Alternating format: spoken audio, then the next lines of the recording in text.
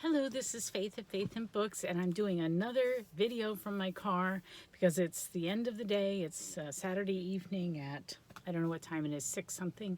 The sun's starting to go down, maybe it's 7. That's why I have this weird red light. The sun's starting to set.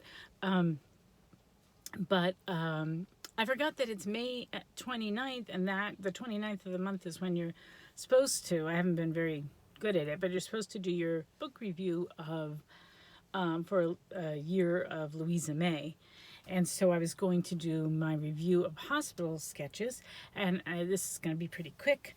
I read it's a short book, and I read it, maybe I finished it a week ago or something. It's a pretty quick read, and I enjoyed it. It was a firsthand account of being a nurse in a Civil War hospital. One of the things I found really interesting was it was in Washington, D.C., in the Georgetown area of Washington, D.C. Georgetown was a town in its own right in Maryland, and then it got absorbed into Washington, D.C. when they created Washington, D.C. So it's the oldest part, and it's a place that was really popular to hang out at when I was a teen and in my 20s. So I've been, I haven't gone in ages now. Last time I went was when I went to like Upper Georgetown, near Dumbarton Oaks. But I used to hang out right at like M Street and what is it, Wisconsin. So I didn't realize that this hospital that Louise May Alcott actually went to and was a nurse, there was called the Union Hotel Hospital or something, and it was located at the corner of 30th and M. So I've been by that many, many times. It's not there. It's not standing any longer. But I never knew that. It's kind of near the landmark that's closest or right next door, I guess, is called the Old Stone House. So I have been there, but not for ages and ages. But anyway, that was interesting. It was my old stomping grounds. I never even knew about it. So that was interesting. And the other thing I found interesting about it, oh gosh, the thought's going right out of my head. What was I going to say? The other thing that I found interesting about it, well, I'll tell you, it's very humorous. It's told in a humorous way. It's kind of like having Joe March tell the story. It's the same kind of character, very much so. She gives herself a fictitious name of, I forget what her first name was, but it was Periwinkle. Nurse Periwinkle is what she called herself. But the beginning of the book I found really humorous because it's about her trying to get down to Washington, D.C. and the traveling there. Which kind of takes up a bigger chunk of the book than you would think. But there's a very funny part of the story where I guess if you were going to volunteer, you were supposed to get free fare to get there. Travel was supposed to be free, your tickets and everything. And but she had to go,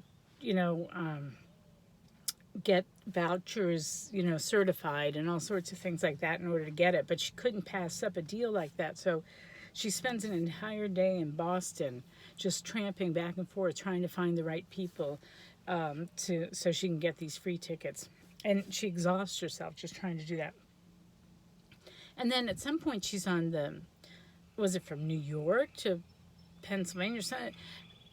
I forget now where, but at one part of the journey she had to get on a boat and sail. And she was kind of nervous about that. She was afraid of drowning, and she didn't like being on the water, and she had to sleep that way. I mean, I guess that was the overnight part of the trip.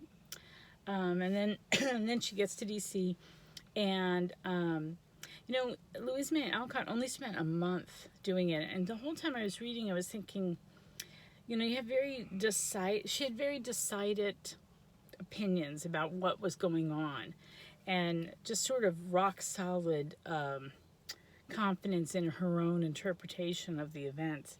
And I kept thinking, this was probably so different from anything she'd ever encountered before.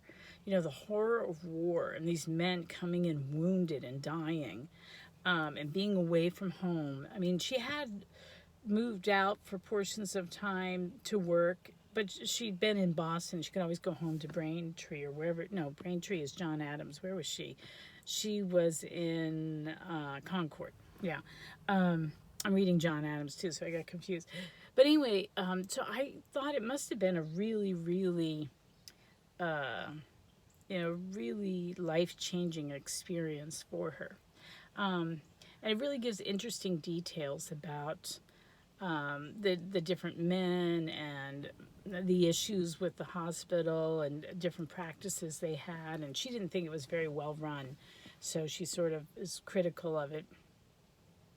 But she's only there a month because she wound up getting really, really sick. And she got so ill that they gave her mercury as a cure, as a medicine, and that damaged her so much that she eventually died of it. It was a long, painful aftermath where it finally killed her. But she actually went insane, like when she got home after being sick there and then taking this mercury. She actually went insane for a while when she got home. So for a few days. So it was an interesting book. And the other thing. Now I remember what I wanted to say. When I was reading the Mayas for Magazine article that was written by Elsie Reasoner, and she was talking about the Spanish-American War and Clara Barton. She interviewed Clara Barton. Elsie Reasoner stole her reporting style, everything from Louisa May Alcott's hospital sketches. It was just, she was obviously, we'll put it nicely and say she was paying homage to her, but really it was just completely right out of Louisa May Alcott's book. The style was just so similar.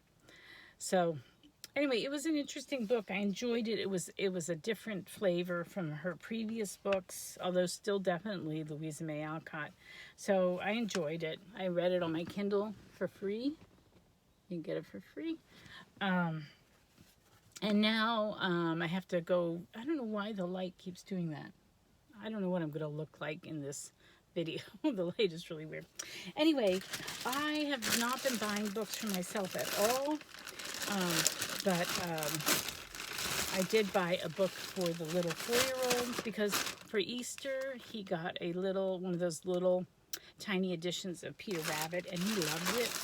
He wants me to read it to him over and over again. And I used to have a copy of all the Beatrix Potter stories in one big volume that I actually got as a baby gift from my oldest child before she was even born, and it fell apart, and so we don't have it anymore. And we kind of relied on the library a lot because a lot of my books have fallen apart or I gave them away.